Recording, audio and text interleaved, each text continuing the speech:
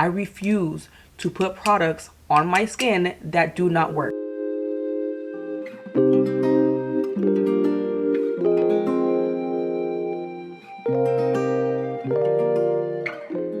Hey guys, welcome back to my channel. I feel like such a snow princess right now with the white and the blue and the pearl and the hair.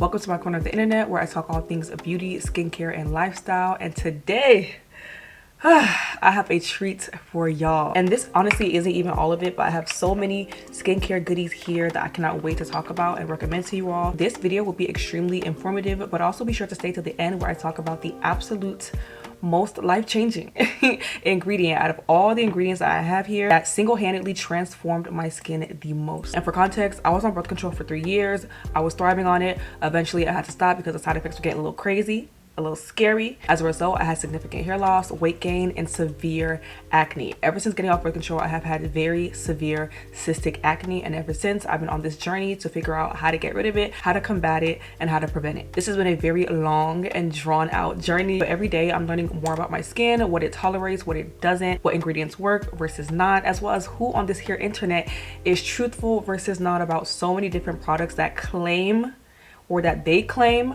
works on certain skin types, but in my experience, people will do anything, say anything for a check is what I've learned since getting acne.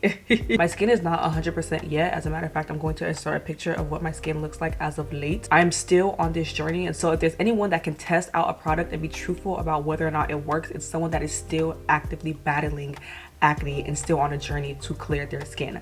I refuse to put products on my skin that do not work. Over the course of 2 years, I have tried out so many skincare products, and out of everything I've tried, here are the products that I feel like have been the most significant in improving my skin. As in, even though my skin has such a long way to go, had I not discovered these products and these ingredients, I do not know how far gone my skin would be right now. I don't even want to think about it. Quick disclaimer, I am not a dermatologist, I'm not an esthetician, nor do I even care to go into detail about all the benefits of each ingredient or product. I am here to simply tell you how it has worked for me and how I hope it works for you.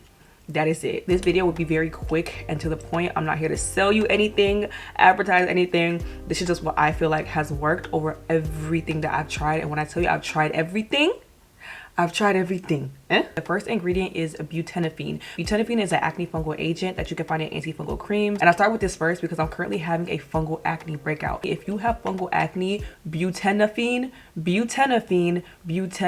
I could be butchering the name, but I don't want you to ever forget that name, butenafine, because it works a lot better than any other method I've tried to get rid of fungal acne. If you search up right now how to get rid of fungal acne, chances are you'll be recommended to buy some type of anti-dandruff shampoo. Sure, that may work. For me, it wasn't working, and if it was moving way too slow. Now, there are a plethora of antifungal agents that you can use to help treat fungal acne. However, even if you don't go in with the butenafine, I do not recommend using a shampoo or like a face wash to get rid of your fungal acne. For one, in my experience, it hasn't really worked. But also, if you're looking to get the most out of your skincare product, it's best to go in with a cream or some type of topical as opposed to a face wash. Clotrimazole is another antifungal agent. Terbinafine is another. I did read a study that compared terbinafine to clotrimazole.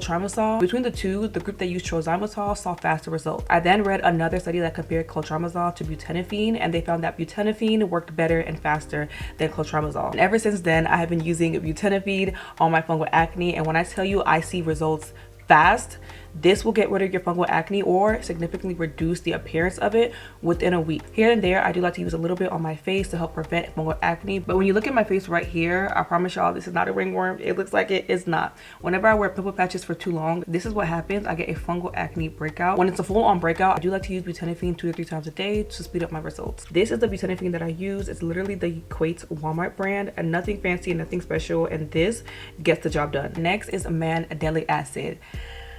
I cannot even begin to talk about my love for Mandelic Acid. When I tell you it has transformed my skin, it has transformed my skin. Mandelic Acid is a gentle AHA that helps to exfoliate the skin, as in it helps with both acne and dark spots. The reason I like it so much is because it almost, and I say almost because I did pair it with another ingredient, single-handedly cleared my closed comedones. Oh my gosh. If you've ever gotten those small, stubborn, hard bumps on your face that just will not leave, that isn't regular acne, but it's still acne. The best way to describe closed comedones is stubborn acne that doesn't necessarily come to a whitehead. Typically it's small, but also hard, and you can't get rid of it with traditional acne treatments. In my experience with closed comedones, it will sit on my face for ages.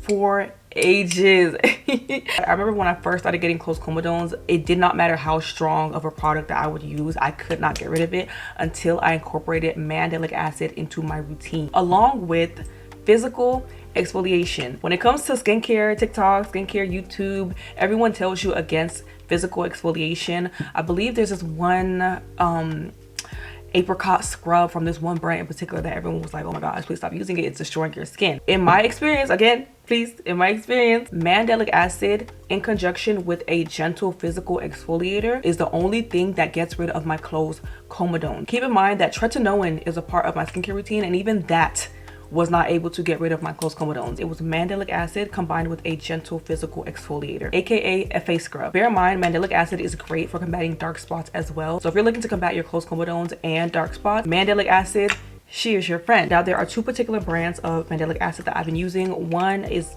when I tell you I love this stuff, I love this stuff so bad, and another one I more recently added to my routine and I have been loving as well. Okay, so the first is, see, I use these products so well that the name is gone.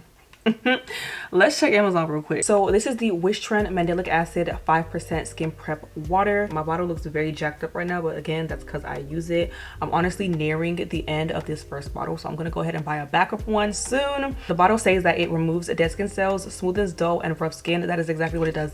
That is exactly what this stuff does. It sums it up perfectly. And I do like to apply it the way I would any toner. This form of Mandelic Acid, I cannot rave about this enough. I had such stubborn acne that I found out to be closed comedones, which are typically difficult to get rid of. And this, along with this, is how I've gotten rid of it. Oh, this is the Dermalogica Daily Microfoliant. Again, bottle looking a little jacked, but it's because I use it. So this is a micro physical exfoliant. The beads in the product are not too big or too sharp. So in my experience, it physically exfoliates my skin without completely stripping it. And on the days where my skin is a bit more sensitive, but I still need to exfoliate, I do like to go in with the Daily Milk Foliant. This is also by Dermalogica, but it's even more gentle than the Daily Microfoliant. So typically after going in with a face wash or two, I'll lastly go in with my Daily Microfoliant before patting my skin dry and then going in with my Mandelic Acid water. Now on the days where I'm not using Tretinoin, this is the Mandelic Acid that I typically reach for. This is the Paula's Choice 6% Mandelic Acid with 2% Lactic Acid liquid exfoliate.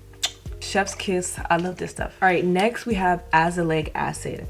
And yeah, I'm gonna keep saying this because I've tried all these products for so long and all these ingredients for so long, and I can truly testify of their goodness. Azelaic Acid, in my opinion, works so well that it's not everyone, in my opinion, that needs to be on Tretinoin.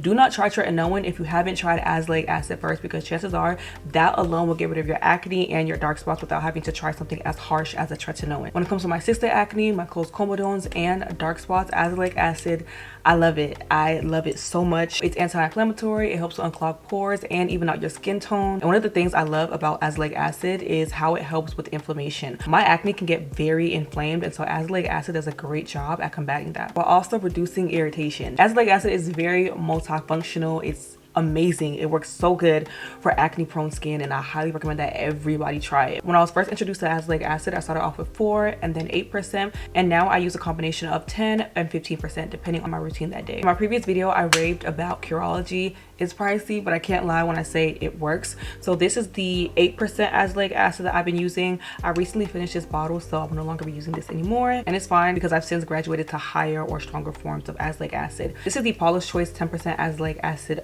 Booster. If I were to recommend an Azelaic Acid that you can start using today, it is this stuff right here. I think everyone should start off with a 10% to see how their skin reacts to it. And I love this formula because Azelaic Acid traditionally is on the grainier side. This is not grainy. However, Azelaic Acid is most effective when you're using 15 to 20%. So I do have a 20% Azelaic Acid that I use in conjunction with my other product. I recommend slowly or gradually going from 10% to 15 to 20. Now moving on to BHAs. Mandelic Acid is an AHA, Salicylic Acid is a BHA. I've been using Salicylic Acid for ages. I've used it in so many different forms now. Even here, I have it in a toner form, a face wash form, cream forms, lotion form. BHA / Salicylic Acid penetrates the skin deeper to get rid of that excess gunk in the skin, like like dead skin and excess oil. Salicylic acid is one of my favorite chemical exfoliants, and especially on the days where I'm not using Tretinoin, salicylic acid is what I use to clean my skin on a chemical level. My favorite salicylic acid cleanser at the moment is this Murad Acne Control Clarifying Cleanser with 1.5% salicylic acid. But what I've been using the most and what I've been loving to incorporate into my daily routine or consistently in my routine is this Paula's Choice 2% BHA liquid exfoliant. If you are a skincare babe and you have not heard of this, where have you been? My skin has never looked better since using this and adding it to my routine. So shouts to Paula's Choice. Moving back onto AHAs, the two I want to mention today are Glycolic Acid and Lactic Acid. In all honesty, I don't typically incorporate glycolic or lactic acid into my face routine. When I'm looking to really clean the surface of my skin, I will use a glycolic acid or lactic acid here and there, but I bring it up now because I've been using a face wash that I feel like has worked wonders on combating my acne. It's the face wash that incorporates both lactic acid and glycolic acid, and with all the actives that I use in my ingredients, I can appreciate using these two products in a face wash as opposed to a cream or a toner. This is the Kate Somerville Exfoliate Cleanser. This has been a part of my routine for the past 2 or 3 weeks, and when I say when I say this stuff has been amazing, absolutely amazing on my skin. Again, I typically don't incorporate lactic and glycolic acids into my routine, but I found that incorporating it as a cleanser has done wonders, absolute wonders for clearing up my stubborn acne. So I highly recommend that you get your hands on this and try it out for yourself. Now, this next ingredient, till this day, I don't understand how I decided to use this to help the skin concerns that I had, but glory be to God that I was able to put 2 and 2 together, because this product and the ingredient in this product, the active ingredient, has helped my skin and my texture so much. So ScarGel has an active ingredient in it called Allantoin. I don't know if I'm butchering these names. You know what, let me see how it's pronounced. Allantoin.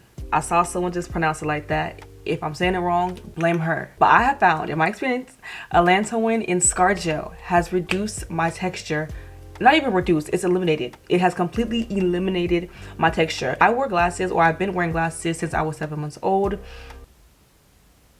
A long time, and as a result, the skin on my nose became very just dry and bumpy and just very textured. The skin on the sides of my nose almost adapted to best support and hold my glasses. When I started wearing contacts and started wearing makeup, I found that it made it really hard for makeup to grip to the skin there because of how rough and just textured it was. The best way to describe the texture was a bunch of itty bitty small dots, super concentrated on one area of my skin. Eventually, I stumbled upon this Derma ScarGel. I applied it solely on the sides of my nose, and the texture, it went away.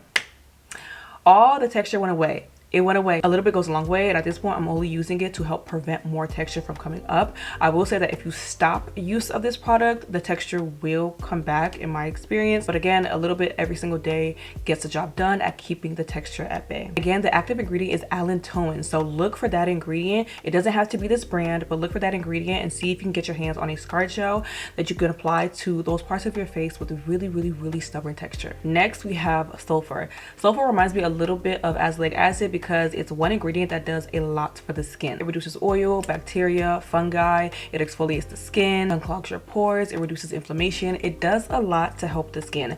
I will say when it comes to Sulfur, when my acne was on the milder to moderate side, that's when it worked the best for me. But if you have acne like mine, very cystic, very severe, then Sulfur in conjunction with other products is your best bet. But if you're watching this video and you have more mild to moderate acne, I highly recommend getting your hands on some Sulfur and seeing how it works for you. This Kate Somerville Eradicate Daily Foaming Cleanser is my favorite sulfur cleanser. It only has 3% sulfur, making it gentle enough to use every single day. But if you are looking for something stronger, this is the De La Cruz Maximum Strength Acne Treatment with 10% sulfur. This you would use more like a face mask, so on clean skin, apply it, leave it on for 10 minutes, and then rinse it off. Moving on to the product that has transformed my skin the most out of everything I have mentioned here, and that is a retinoid. There are currently 2 variations of retinoid that I prefer to use, Retinaldehyde and Tretinoin. If you have a face full of acne and dark spots, but your skin is also more so on the sensitive side, then Retinaldehyde is made for you. Retinaldehyde is a derivative of vitamin A that helps to combat acne and dark spots by increasing skin cell turnover. It also helps to eliminate texture, but it's also anti-aging, so it gets rid of your fine lines as well.